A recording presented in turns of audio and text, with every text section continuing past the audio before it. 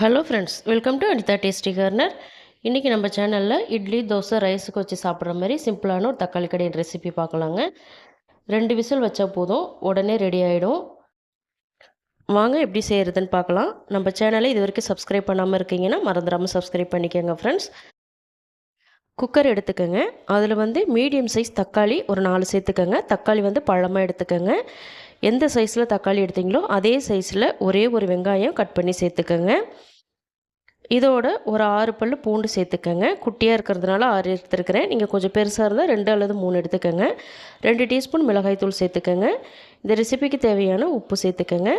ஒரு 50 ml அளவுக்கு தண்ணி சேர்த்துக்கோங்க. சேர்த்துட்டு இது ஒரு மூடி போட்டு மீடியம் ஃப்ளேமில் ஒரு 2 விசில் வச்சு எடுத்துக்கோங்க. 2 விசில் வந்துருச்சு. ஓப்பன் பண்ணி பார்க்கலாம். பார்த்தீங்கன்னா தெரியும், வெங்காயமும் தக்காளியும் நல்லா வெந்து வந்திருக்கு. இதை இப்போ ஒரு மேஷரை வச்சு நல்லா மேஷ் பண்ணிக்கோங்க. உங்கள்கிட்ட மேஷர் இல்லைன்னா மத்து வச்சு நல்லா மசிச்சு எடுத்துக்கோங்க. நல்லா ஈஸியாக மசிஞ்சு வந்துடும். நல்லா வெந்திருக்கிறதுனால ரொம்ப கஷ்டப்பட தேவையில்லை. இப்போ மசிஞ்சிருச்சு, அவ்வளோதான். இப்போ இதில் தாளிக்கிறதுக்கு 2 டீஸ்பூன் எண்ணெய், 1/2 டீஸ்பூன் கடுகு, கருவேப்பிலை சேர்த்து தாளித்து இதில் சேர்த்துக்கோங்க. உங்களுக்கு புளிப்பு சுவை அதிகமாக இருக்குது அப்படின்னு நினச்சிங்கன்னா கொஞ்சமாக வெல்லம் சேர்த்துக்கலாம். இந்த ஸ்டேஜில் வெல்லம் சேர்த்து நல்லா கலந்து விட்டுக்கோங்க.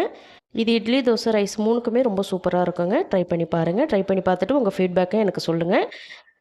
நம்ம சேனலை இது வரைக்கும் சப்ஸ்கிரைப் பண்ண பார்க்குறீங்கன்னா மறந்துடாமல் சப்ஸ்கிரைப் பண்ணிக்கோங்க. இந்த ரெசிபி பிடிச்சிருந்தா உங்கள் ஃபேமிலி மெம்பர்ஸ், ஃப்ரெண்ட்ஸ் எல்லாருக்குமே ஷேர் பண்ணி விடுங்க ஃப்ரெண்ட்ஸ். தேங்க்ஸ் ஃபார் வாட்சிங். Bye bye.